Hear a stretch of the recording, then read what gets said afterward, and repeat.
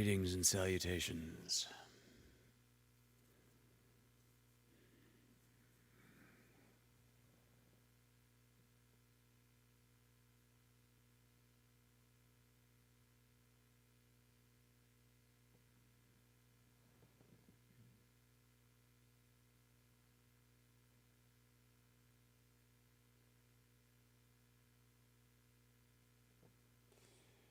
I'm realizing an issue that I'm about to address, which is that the camera is so far away from the microphone that I cannot scroll down in the chat from where I'm sitting to read. However, I'll tell you why that's going to change very soon.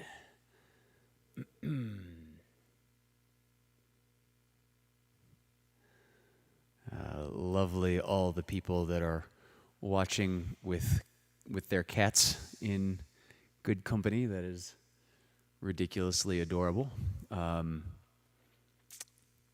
Glad to see Alice Kitty is assimilating well into the new household. And I hope Olive and Ray are comfortably seated in a cozy bed. Oh, my beast is here as always. Yeah. He's ready to enjoy a good snooze through some poetry and stories, aren't you, Beastly?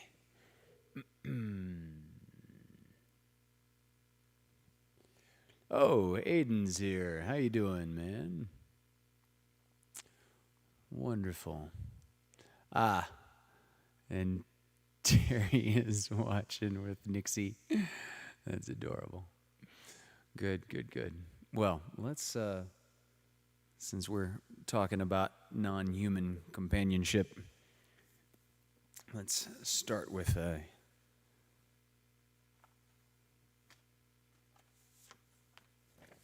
poem from Old Possum's Guide to Practical Cats. Rum Tum Tugger by T.S. Eliot.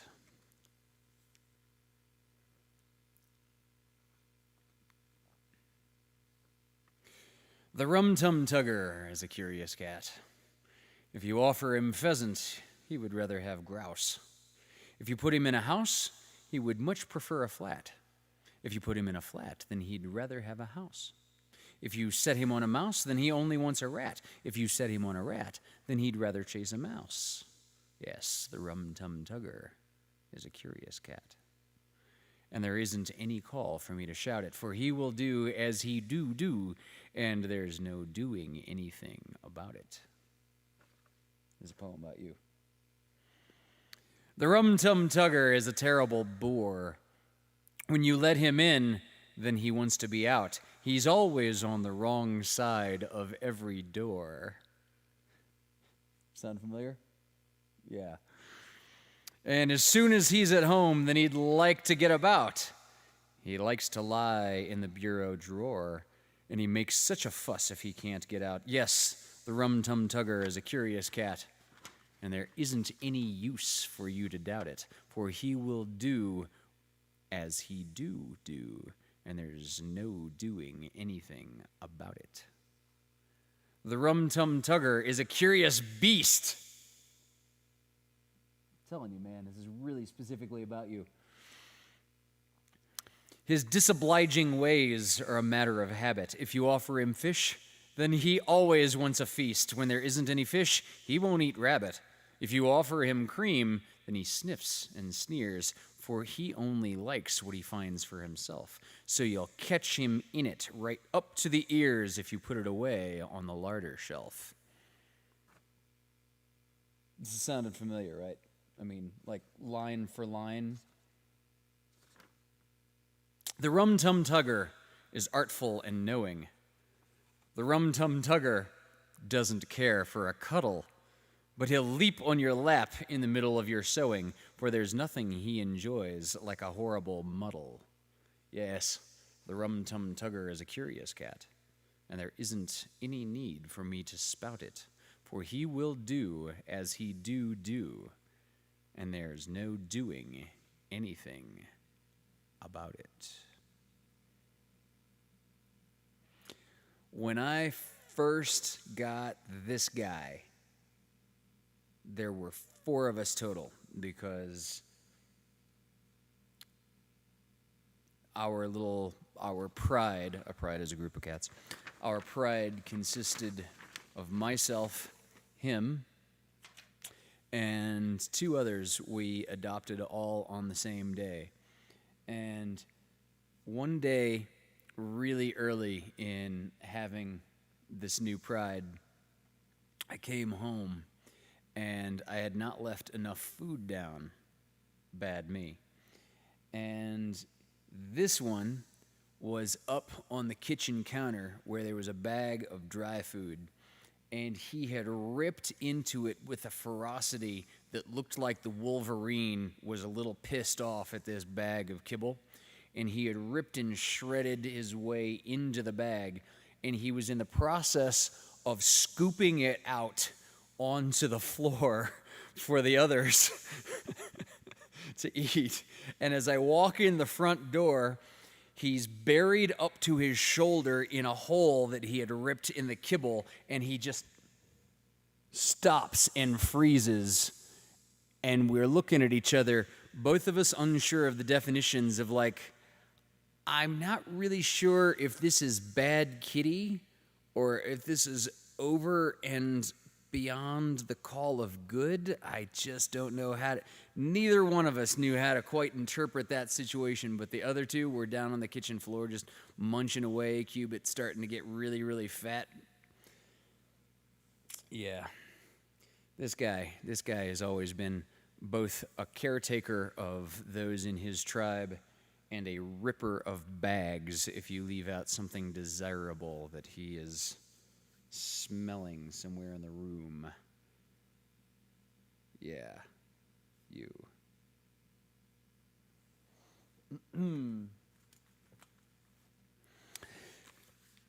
So,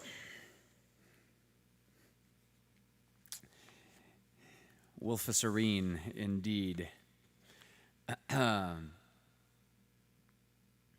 Yeah, I have to keep his food out of reach, as you say, Dari. That's like all the dry food in the house or anything like jerky. Oh my God, this is a passionate man for turkey jerky. If I leave any kind of trail mix that has any form of dried meat out, it won't be there in the morning. Just will not. Oh, yeah. Turkey jerky. Yeah. He is a passionate, passionate man for turkey jerky. So, speaking of passionate men,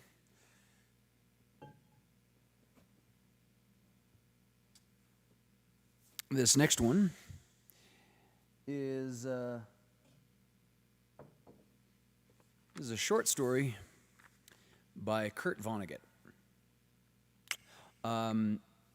Probably no one is keeping track of this except Miss Michelle Hoover, but for some reason, this Kurt Vonnegut short story is actually public domain, as opposed to anything else that Kurt Vonnegut has ever written. I don't know what lawyers cut to make this public domain, but it is. And the inside joke that you can only tell when reading is the title of this short story is called To Be Are Not To Be. This is pronouncing 0 with the British not in A-U-G-H-T.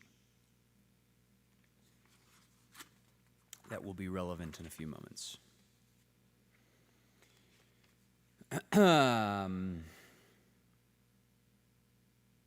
This was first published in 1962, so that is also relevant. So that was, what, 58 years ago?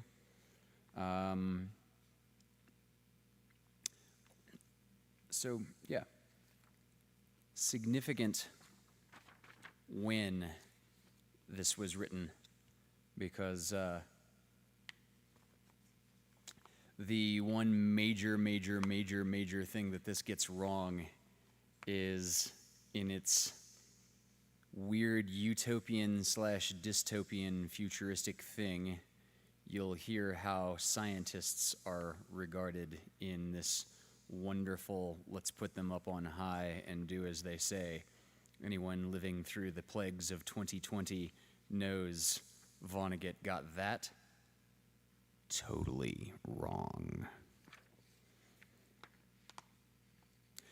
To be are not to be, by Kurt Vonnegut. Got a problem? Just pick up the phone. It solved them all, and all the same way. Everything was perfectly swell. There were no prisons, no slums, no insane asylums, no cripples, no poverty, no wars. All diseases conquered. So was old age.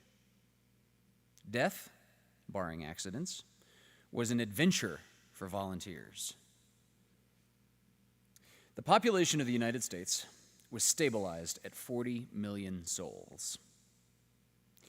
One bright morning, in the Chicago hospital, a man named Edward K. Welling, Jr. waited for his wife to give birth. He was the only man waiting. Not many people were born a day anymore.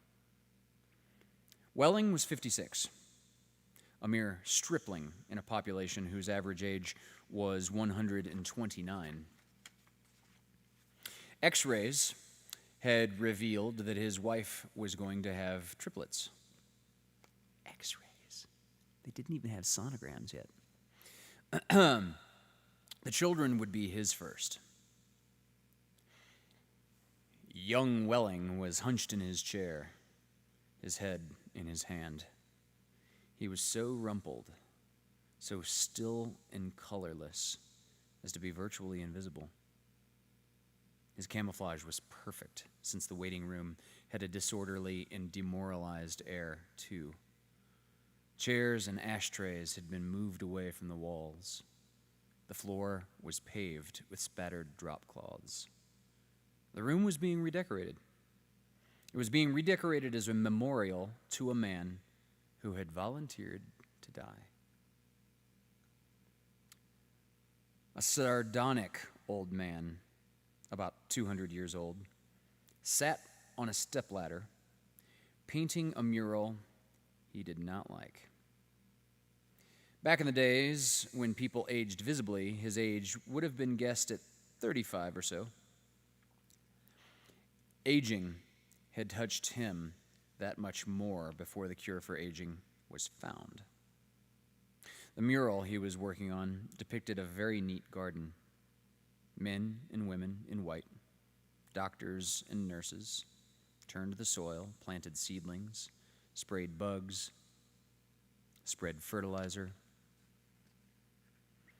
Men and women in purple uniforms pulled up weeds, cut down plants that were old and sickly, raked leaves, carried refuse to the trash burners.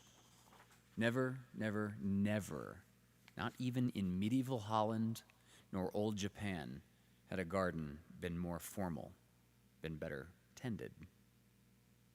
Every plant had all the loam, light, water, air, and nourishment it could use. A hospital orderly came down the corridor, singing under his breath a popular song. If you don't like my kisses, honey, here's what I'll do. I'll go see a girl in purple, kiss the sad world toodaloo. If you don't want my loving, why should I take up this space? I'll get off this old planet, let some sweet baby have my place. The orderly looked in at the mural and the muralist. Looks so real, he said. I can practically imagine I'm standing in the middle of it. makes you think you're not?" said the painter. He gave a satiric smile. "It's called the happy garden of life, you know." "That's good of Dr. Hitz," said the orderly.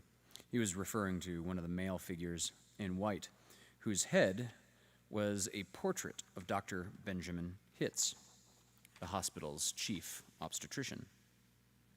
Hitz was a blindingly handsome man.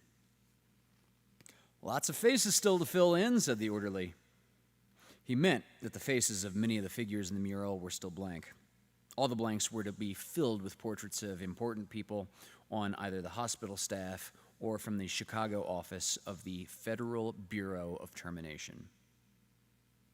"Must be nice to be able to make pictures that look like something," said the orderly. The painter's face curled with scorn. "You think I'm proud of this daub?" he said. "You think this is my idea of what life really looks like?" "What's your idea of what life really looks like?" said the orderly. The painter gestured at the foul drop cloth. "There's a good picture of it," he said. "Frame that, and you'll have a picture a damn sight more honest than this one." "You're a gloomy old duck, aren't you?" said the orderly. "Is that a crime?" said the painter. The orderly shrugged. "If you don't like it here, Grandpa," he said, and he finished the thought with the trick telephone number that people who didn't want to live anymore were supposed to call. The 0 in the telephone number he pronounced naught. The number was to be, are, not to be. It was the telephone number of an institution whose fanciful sobriquets included Automat, Birdland, Cannery, Catbox, Delouser, Easy Go, Goodbye Mother, Happy Hooligan, Kiss Me Quick, Lucky Pierre, Sheep Dip, Warring Blender, Weep No More, and Why Worry? To be or not to be was the telephone number of the municipal gas chambers of the Federal Bureau of Termination. The painter thumbed his nose at the orderly. "When I decide it's time to go," he said, "it won't be at the Sheep Dip." "A do-it-yourselfer, eh?" said the orderly. "Messy business, Grandpa. Why don't you have a little consideration for the people who have to clean up after you?" The painter expressed with an obscenity his lack of concern for the tribulation of his survivors. "The world could do with a good deal more mess, if you ask me," he said. The orderly laughed and moved on. Welling, the waiting father, mumbled something without raising his head. And then he fell silent again. A coarse, formidable woman strode into the waiting room on spike heels. Her shoes, stockings, trench coat, bag, and overseas cap were all purple. The purple the painter called the color of grapes on Judgment Day. The medallion on her purple musette bag was the seal of the Service Division of the Federal Bureau of Termination, an eagle perched on a turnstile. The woman had a lot of facial hair, an unmistakable mustache, in fact. A curious thing about gas chamber hostesses was that no matter how lovely and feminine they were when they were recruited, they all sprouted mustaches within 5 years or so. "Is this where I'm supposed to come?" she said to the painter. "That would depend on what your business was," he said. You aren't about to have a baby, are you? They told me I was supposed to pose for some picture, she said. My name's Lenora Duncan. She waited. And you dunk people, he said. What? She said. Skip it, he said. That sure is a beautiful picture, she said. Looks just like heaven or something. Or something, said the painter. He took a list of names from his smock pocket. Duncan, he said, scanning the list. Yes, here you are. You're entitled to be immortalized. See any faceless body here you'd like me to stick your head on? I got a few choice ones left. She studied the mural bleakly. Gee, she said, they're all the same to me. I don't know anything about art. A body is a body, eh? He said. All righty. As a master of fine art, I recommend this body here. He indicated a faceless figure of a woman who was carrying dried stalks to a trash burner. Well, said Lenora Duncan, that's more the disposal people, isn't it? I mean, I'm in service. I don't do any disposing. The painter clapped his hands in mock delight. You say you don't know anything about art, and then you prove in the next breath that you know more about it than I do. Of course, a sheave carrier is wrong for a hostess. A snipper, a pruner, that's more your line. He pointed to a figure in purple who was sawing a dead branch from an apple tree. How about her? He said. You like her at all? Gosh, she said, and then she blushed and became humble. That puts me right next to Dr. Hitz. That upsets you, he said. Good gravy, no, she said. It's just such an honor. You admire him, he said. Who doesn't admire him, she said, worshiping the portrait of Hitz.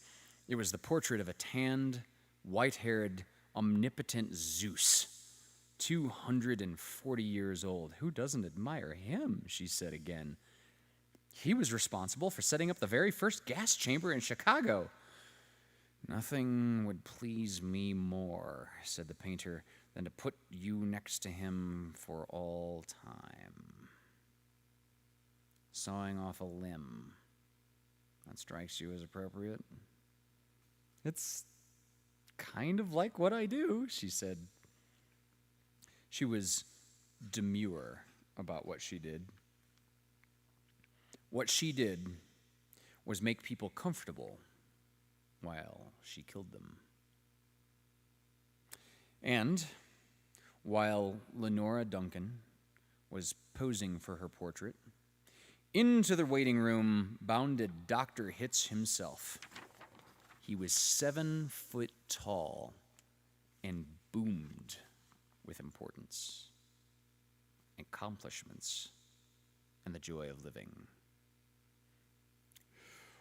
Well, Miss Duncan, he said, and made a joke. What are you doing here? He said. This isn't where the people leave. This is where they come in. We're going to be in the same picture together, she said shyly. Good, said Dr. Hitz heartily. And say, isn't that some picture? I sure am honored to be in it with you, she said. Let me tell you, he said, I'm honored to be in it with you. Without women like you, this wonderful world we've got wouldn't be possible. He saluted her and moved toward the door that led to the delivery rooms. Guess what was just born, he said. I can't, she said. Triplets, he said. Triplets, she said. She was exclaiming over the legal implication. of triplets. The law said that no newborn child could survive unless the parents of the child could find someone who would volunteer to die. Triplets, if they were all to live, called for 3 volunteers. Do the parents have 3 volunteers? Said Lenora Duncan. Last I heard, said Dr. Hitz, they had 1 and were trying to scrape another 2 up. I don't think they'll make it, she said. Nobody made 3 appointments with us. Nothing but singles going through today, unless somebody called in after I left. What's the name? Welling, said the waiting father, sitting up red-eyed and frowsy. Edward K. Welling, Jr. is the name of the happy father-to-be. He raised his right hand, looked at the spot on the wall, gave a hoarsely wretched chuckle. Present, he said. Oh, Mr. Welling, said Dr. Hitz. I didn't see you, the invisible man, said Dr. Welling. They just phoned me that your triplets have been born, said Dr. Hitz. They're all fine, and so is the mother. I'm on my way in to see them now. Hooray, said Welling emptily. You don't sound very happy, said Dr. Hitz. What man in my shoes wouldn't be happy, said Welling. He gestured with his hands to symbolize carefree simplicity. All I have to do is pick out which one of the triplets is gonna live, then deliver my maternal grandfather to the happy hooligan and come back here with a receipt.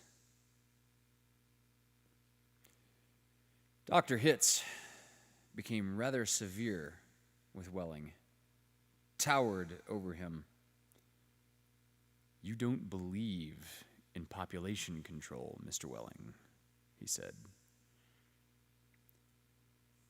I think it's perfectly keen, said Welling tautly. Would you like to go back to the old days when the population of the earth was 20 billion, about to become 40 billion, then 80 billion, then 160 billion? Do you know what a druplet is, Mr. Welling? Said Hitz. No, said Welling sulkily. A druplet, Mr. Welling, is one of those little knobs, one of the little pulpy grains of a blackberry, said Dr. Hitz. Without population control, human beings would now be packed on the surface of this old planet like drupelets on a blackberry. Think of it. Welling continued to stare at the same spot on the wall. In the year 2000, said Dr. Hitz, before scientists stepped in and laid down the law, there wasn't even enough drinking water to go around and nothing to eat but seaweed. And still, people insisted on their rights to reproduce like jackrabbits. And their right, if possible, to live forever. I want those kids, said Welling quietly. I want all 3 of them. Of course you do, said Dr. Hitz. That's only human. I don't want my grandfather to die either, said Welling. Nobody's really happy about taking a close relative to the cat box, said Dr. Hitz, gently, sympathetically. I wish people wouldn't call it that, said Lenora Duncan. What? Said Dr. Hitz. I wish people wouldn't call it the cat box and things like that, she said. It gives the wrong impression. You're absolutely right, said Dr. Hitz. Forgive me. He corrected himself. Gave the municipal gas chambers their official title, a title no one ever used in conversation. I should have said Ethical Suicide Studios, he said. That sounds so much better, said Lenora Duncan. This child of yours, whichever one you decide to keep, Mr. Welling, said Dr. Hitz, he or she is going to live on a happy, roomy, clean, rich planet, thanks to population control. In a garden like that mural there, he shook his head. 2 centuries ago, when I was a young man, it was a hell that nobody thought could last another 20 years. Now, centuries of peace and plenty stretch before us as far as the imagination cares to travel. He smiled luminously. The smile faded as he saw that Welling had just drawn a revolver. Welling shot Dr. Hitz dead. There's room for one. A great big one, he said. And then he shot Lenora Duncan. It's only death, he said to her as she fell. There. Room for 2. And then he shot himself, making room for all 3 of his children. Nobody came running. Nobody seemingly heard the shots. The painter sat on the top of his stepladder, looking down reflectively on the sorry scene. The painter pondered the mournful puzzle of life, demanding to be born and, once born, demanding to be fruitful, to multiply, and to live as long as possible, to do all that on a very small planet that would have to last forever. All the answers that the painter could think of were grim. Even grimmer, surely, than a cat box, a happy hooligan, and easy go. He thought of war. He thought of plague. He thought of starvation. He knew that he would never paint again. He let his paintbrush fall to the drop cloths below.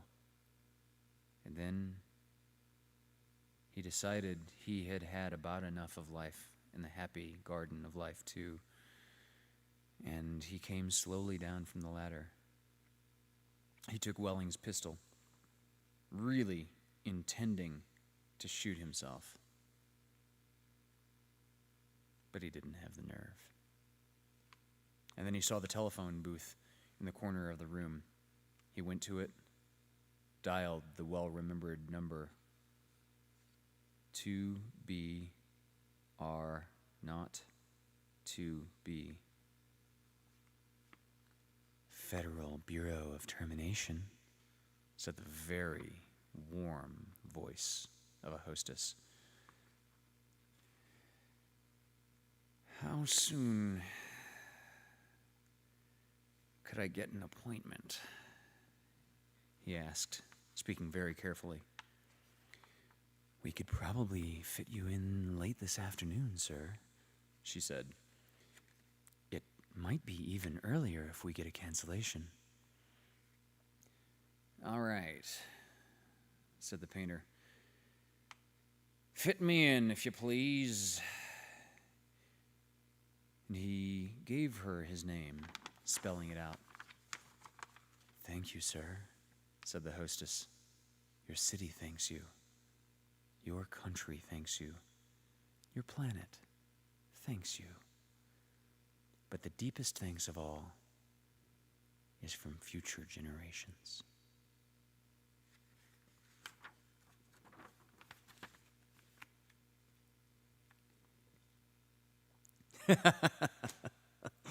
Olive left, she got scared. Yeah, well, you can reassure her that the cats are just fine in this futuristic dystopian version of things.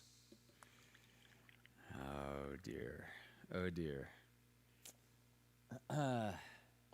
Yeah, Kurt Vonnegut. One of my favorite things about reading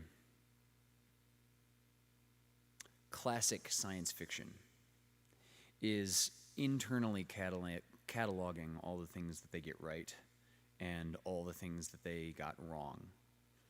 Isaac Asimov, for example,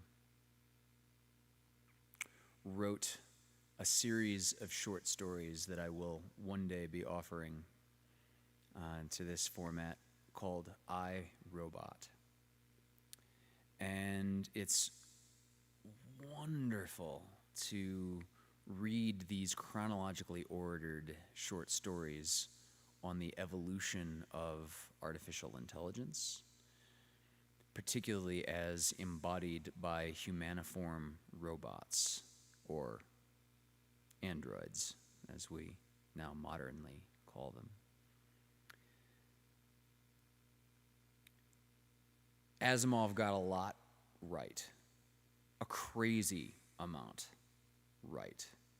One of the things that he got wrong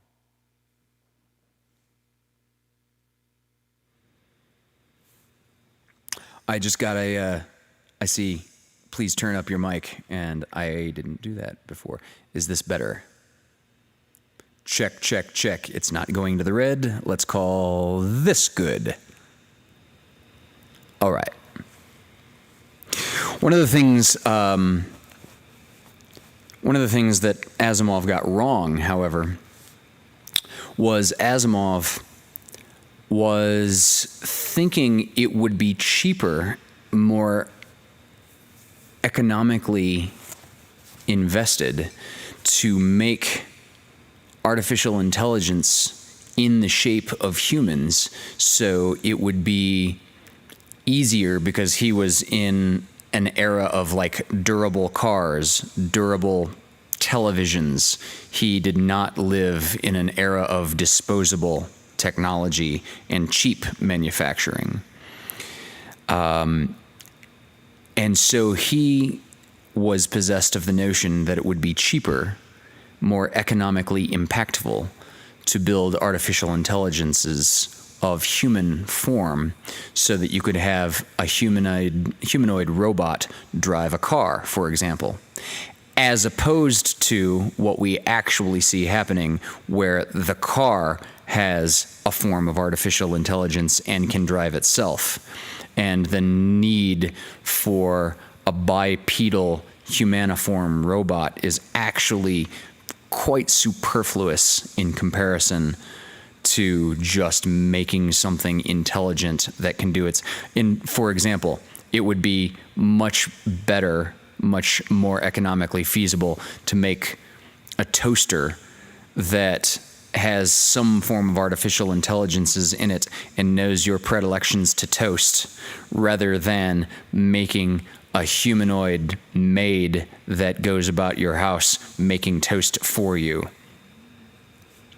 So, Asimov, yes, Dari, you've got the correct movie title, but the reason that you're confused is I've never seen the movie, so this is a little bit of a disclaimer. Everything that I understand about the movie I, Robot really just borrowed the title from Asimov and borrowed Asimov's 3 laws of robotics and put that into the plot. And everything else is entirely inherently dissimilar from anything Asimov ever wrote. And I'm told it was a pretty mediocre movie, taking the title of one of my favorite books of all time. So, haven't actually seen it. And yes, by all means, if you can read the English language, you should read I, Robot. It's a collection of something like 10 short stories. I can't remember the exact number off the top of my head right now. Each short story can be read in approximately one sitting. And the short stories are connected by a narrative of a couple of people talking about the evolution and development of robot intelligence. Yes, Terry nailed it. Of course, she's a very intelligent lady. It makes much more, this is one of the few things that Asimov got wrong. A Roomba makes much more sense, particularly anything like an intelligent Roomba, as opposed to a robot maid that can operate an old form vacuum cleaner. Asimov was of the mind that every household is going to have old appliances from 20 and 30 years previous, because he lived in an era that American manufacturing was all about making stuff that's going to last for decades. I'm going to make a vacuum cleaner that'll last 50 years. And, because that kind of thought is partly what led us to victory in World War II. We're going to make better tanks than the bad guys. We're going to make better bombs and missiles. We're going to make more lasting things. And of course, Dari, again, I think Asimov was also picturing the maid from the Jetsons, although, of course, Asimov was writing before the Jetsons. Okay. Enough preamble. Let's go on to...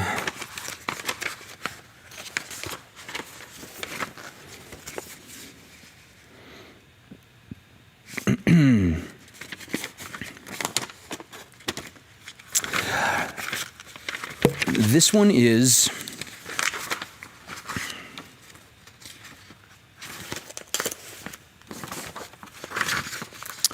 here's a quick poem by Maya Angelou. When You Come by Maya Angelou. When you come to me unbidden, beckoning me to long ago rooms where memories lie, offering me, as to a child, an attic, gatherings of days too few, baubles of stolen kisses, trinkets of borrowed loves, trunks of secret words, I cry.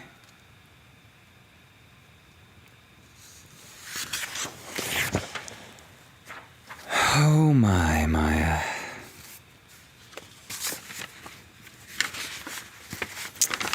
Yeah. Oh dear, now. Now's the choice to be made. So, I think we'll continue on.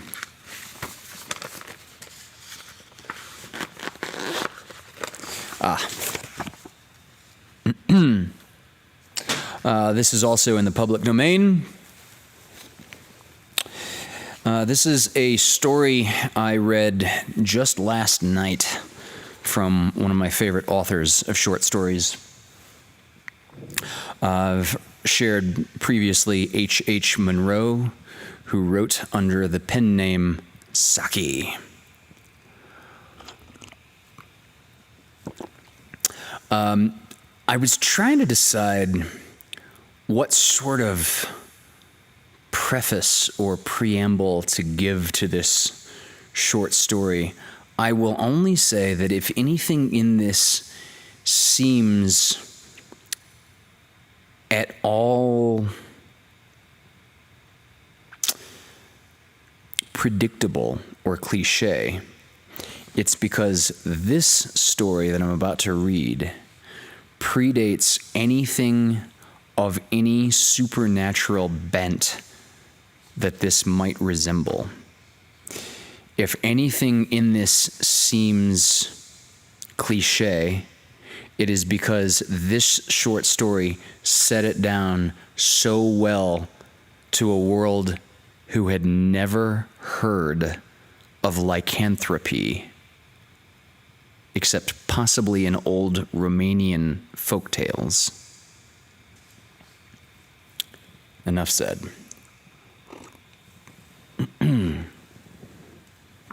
This is Gabriel Ernest by Saki. "There's a wild beast in your woods," said the artist Cunningham as he was being driven to the station.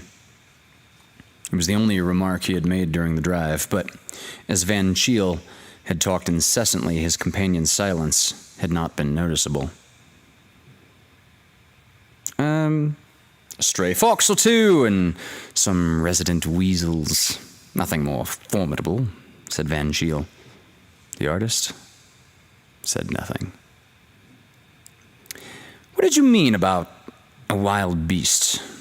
said Van Cheele later when they were on the platform. "Nothing, my imagination." "Here's the train," said Cunningham. That afternoon, Van Cheele went for one of his frequent rambles through his woodland property. He had stuffed a bittern in his study and knew the names of quite a number of wildflowers, so his aunt had possibly some justification in describing him as a great naturalist. At any rate, he was a great walker. It was his custom to take mental notes of everything he saw during his walks, not so much for the purpose of assisting contemporary science as to provide topics for conversation afterwards. When the bluebells began to show themselves in flower, he made a point of informing everyone of the fact. I immediately, by the way, related to this guy because all this spring and summer, every time I'm on the phone with anyone, I'm so attached to nature in this seclusion that every new flower blooming, every new bird migrating in or out of the area is like the local news as far as I'm concerned, and it's a lot more sane than what the Big Bear locals are usually talking about on the online forums.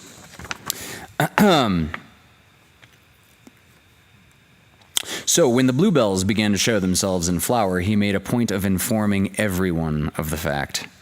The season of the year might have warned his hearers of the likelihood of such an occurrence, but at least they felt like he was being absolutely frank with them. What Van Cheele saw on this particular afternoon was, however, something far removed from his ordinary range of experience. On a shelf of smooth stone, overhanging a deep pool in the hollow of an oak coppice, a boy of about 16 lay asprawl, drying his wet brown limbs luxuriously in the sun. His wet hair, parted by a recent dive, lay close to his head, and his light brown eyes, so light that there was an almost tigerish gleam in them, were turned toward Van Cheele with a certain lazy watchfulness. It was an unexpected apparition, and Van Cheele found himself engaged in the novel process of thinking before he spoke. Where on earth could this wild-looking boy hail from? The miller's wife had lost a child some 2 months ago, supposed to have been swept away by the mill race, but that had been a mere baby, not a half-grown lad. "What are you doing there?" he demanded. "Obviously sunning myself," replied the boy. "Where do you live?" "Here, in these woods." "You can't live in the woods," said Van Cheele. "He's a very nice woods, Governor," said the boy, with a touch of patronage in his voice. "But where do you sleep at night?" "I don't sleep at night. It's my busiest time." Then Sheil began to have an irritated feeling that he was grappling with a problem that was eluding him. "What do you feed on?" he asked. "Flesh," said the boy, and he pronounced the word with slow relish, as though he were tasting it. "Flesh? What flesh?" "Why, since it interests you, rabbits, wild fowl, hares, poultry, lambs in the season. Children when I can get any. They're usually too well locked in at night when I do most of me hunting. It's quite 2 months since I tasted child flesh." Ignoring the chafing nature of the last remark, Van Sheil tried to draw the boy on the subject of possible poaching operations. "You're talking rather through your hat when you speak of feeding on hares." Considering the nature of the boy's toilette, the simile was hardly an apt one. "Our hillside hares aren't easily caught." "At night, I hunt on 4 feet, was the somewhat cryptic response. "I suppose you mean that you hunt with a dog," hazarded Van Sheil. The boy rolled slowly over onto his back and laughed, a weird, low laugh that was pleasantly like a chuckle and disagreeably like a snarl. "I don't fancy any dog would be very anxious for my company, especially at night." Van Sheil began to feel that there was something positively uncanny about the strange-eyed, strange-tongued youngster.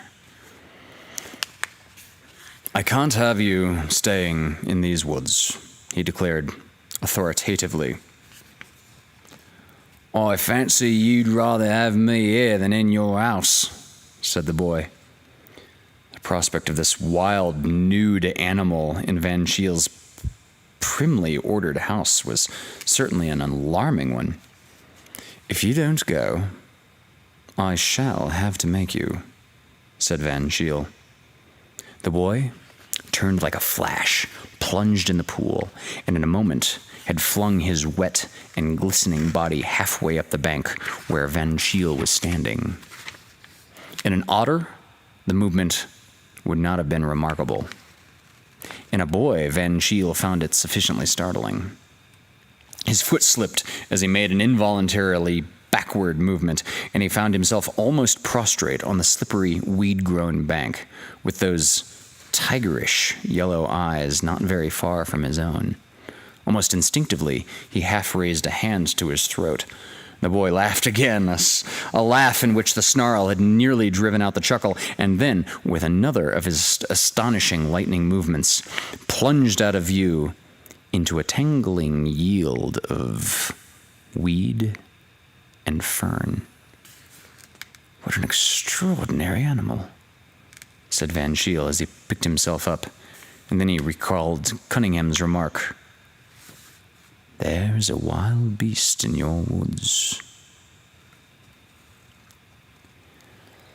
Walking slowly homeward, Van Sheil began to turn over in his mind various local occurrences which might be traceable to the existence of this astonishing young savage. Something had been thinning the game in the woods lately. Poultry had been missing from the farms, hares were growing unaccountably scarcer, and complaints had reached him of lambs being carried off bodily from the hills. Was it possible that this wild boy was really hunting the countryside in company with some clever poacher dogs? He had spoken of hunting 4-footed by night, but then, again, he had hinted strangely at no dog caring to come near him, especially at night. It was certainly puzzling. And then, as Van Shiel ran his mind over the various depredations that had been committed during the last month or two, he came suddenly to a dead stop, alike in his walk and his speculations. The child missing from the mill 2 months ago.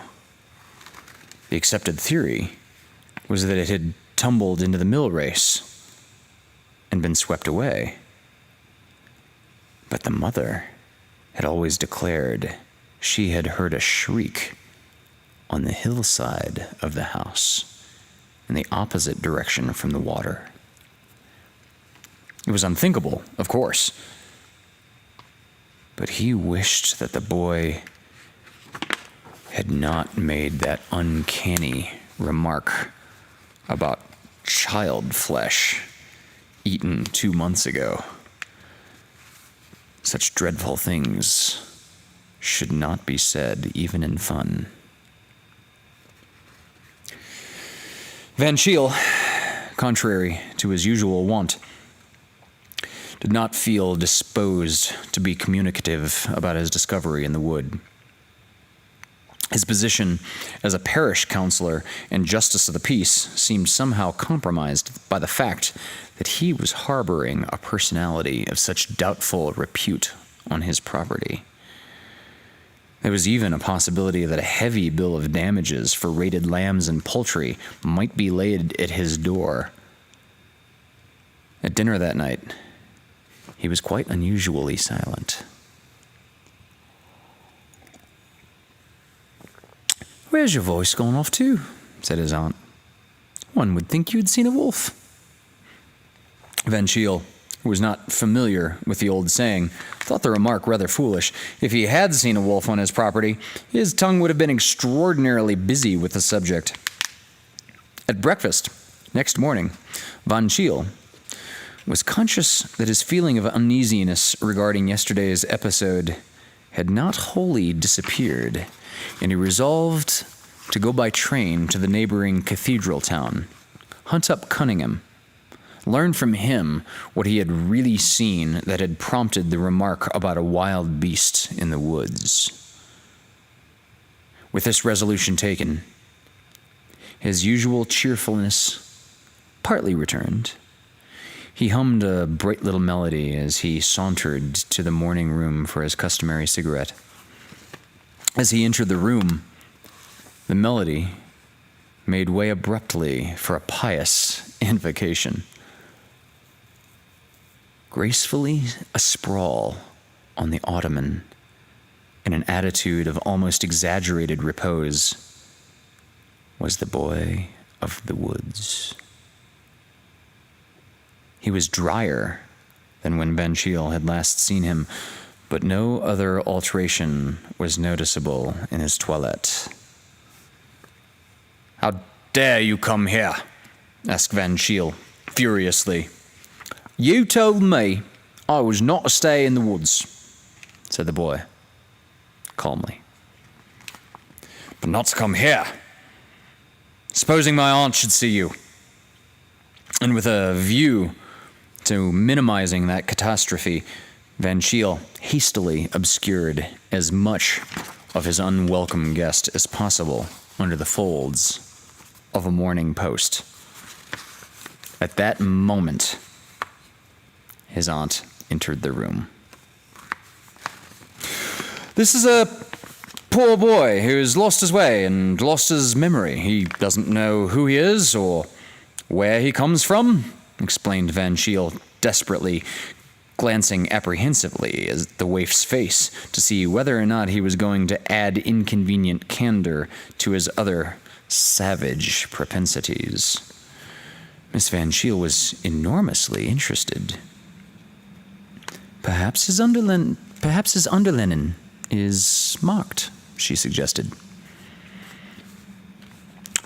He seems to have lost most of that too, said Van Shiel, making frantic little grabs at the Morning Post to keep it in its place. A naked, homeless child appealed to Miss Van Shiel as warmly as a stray kitten or a derelict puppy would have done. We must do all that we can for him, she decided, and in a very short time a messenger dispatched to the rectory, where a page boy was kept, had returned with a suit of pantry clothes and the necessary accessories of shirt, shoes, collar, etc. Clothed, clean, and groomed, the boy lost none of his uncanniness in Van Shiel's eyes, but his aunt found him sweet. We must call him something till we know who he really is, she said. Gabriel Ernest, I think. Those are nice, suitable names. Van Shiel agreed, but he privately doubted whether they were being grafted onto a nice, suitable child. His misgivings were not diminished by the fact that his staid and elderly spaniel had bolted out of the house at the first incoming of the boy, and now obstinately remained shivering and yapping at the farther end of the orchard, while the cannery, usually as vocally industrious as Van Shiel himself, had put itself on an allowance of frightened cheeps. More than ever, he was resolved to consult Cunningham without loss of time. As he drove off to the station, his aunt was arranging that Gabriel Ernest should help her to entertain the infant members of her Sunday school class at tea that afternoon. Cunningham was not at first disposed to be communicative. My mother died of some brain trouble, he explained, so you will understand why I'm averse to dwelling on anything impossibly fantastic nature that I may see or think I have seen. But what did you see? Persisted Van Shiel. What I thought I saw was something so extraordinary that no really sane man could dignify it with the credit of having actually happened. I was standing. Last evening, I was with you, half hidden in the hedge growth by the orchard gate, watching the dying glow of the sunset. Suddenly, I became aware of a naked boy, a bather of some neighboring pool, I took him to be, who was standing out on the bare hillside, also watching the sunset. His pose was so suggestive of some wild faun of pagan myth that I instantly wanted to engage him as a model, and in another moment, I think I should have hailed him, but just then, the sun dipped out of view, and all the orange and pink slid out of the landscape, leaving it cold and gray. And at the same moment, an astounding thing happened. The boy vanished, too. What? Vanished away into nothing? Asked Van Shiel excitedly. No. That is the dreadful part of it, answered the artist. On the open hillside, where the boy had been standing a second ago, stood a large wolf, blackish in color, with gleaming fangs and cruel yellow eyes. You may think, but Van Shiel did not stop for anything as futile as thought. Already he was tearing at top speed toward the station. He dismissed the idea of a telegram. Gabriel Ernest as a werewolf was as hopelessly inadequate effort as conveying the situation, and his aunt would think it was a code message to which he had omitted to giving her the key.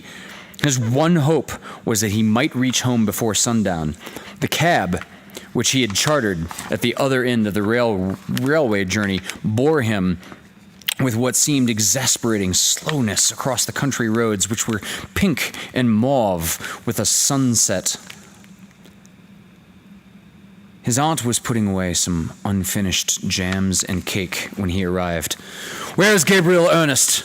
he almost screamed. "He's taking the little Toop child home," said his aunt. "It was getting so late, I thought it wasn't safe to let it go back alone. What a lovely sunset, isn't it?" But Van Shiel, although not oblivious to the glow in the western sky, did not stay to discuss its beauties. At a speed for which he was scarcely geared, he raced along the narrow lane that led to the home of the Toops. On one side ran the swift current of the mill stream. On the other rose the stretch of bare hillside. A dwindling rim of red sun showed still on the skyline, and the next turning must bring him in view of the ill-assorted couple he was pursuing. Then the color went suddenly out of things, and a gray light settled itself with a quick shiver over the landscape. Van Shiel heard a shrill wail of fear and stopped running. Nothing was ever seen again of the Toop child or Gabriel Ernest, but the latter's discarded garments were found lying in the road. So it was assumed that the child had fallen into the water and that the boy had stripped and jumped in a vain endeavor to save it.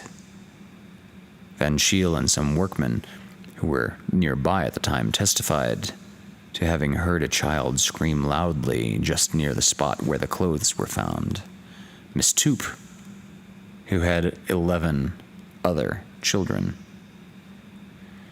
was decently resigned to her bereavement, but Miss Van Shiel sincerely mourned her lost foundling. It was on her initiative that a memorial in brass was put up in the parish church to Gabriel Ernest, an unknown boy who bravely sacrificed his life for another.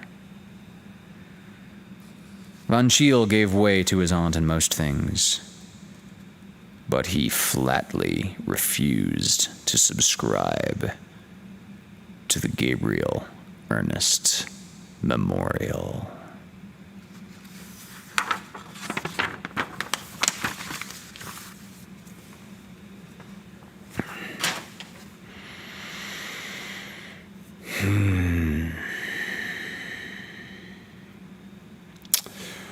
Well, this concludes this evening's Fireside Tales.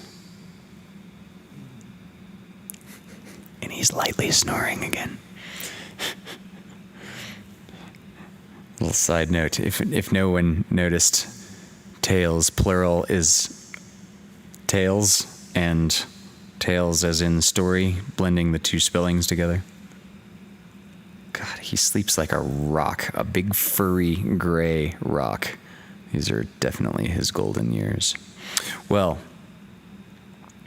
in any case, this is the moment that traditionally I shall let the stream go on for a few more minutes so everyone can say goodbye to everyone in the chat. Thank you very much for joining us both. A new music video, of course, drops tomorrow on Hunter's acoustic cabin. So please save it to a watch later list. Save it to a whatever. Click the little plus next to the save. Click the little thumbs up. Leave a comment. All those things help considerably. This one I put a lot of time into, but you'll be able to see what I'm talking about at 11 a.m. tomorrow morning. Thank you all, as always, for tuning in, and make sure to join us this coming Thursday. We're going back to our regular time this Thursday for the next Lovecast of 6 o'clock. And Wolfgang and I bid you a fair good evening and adieu.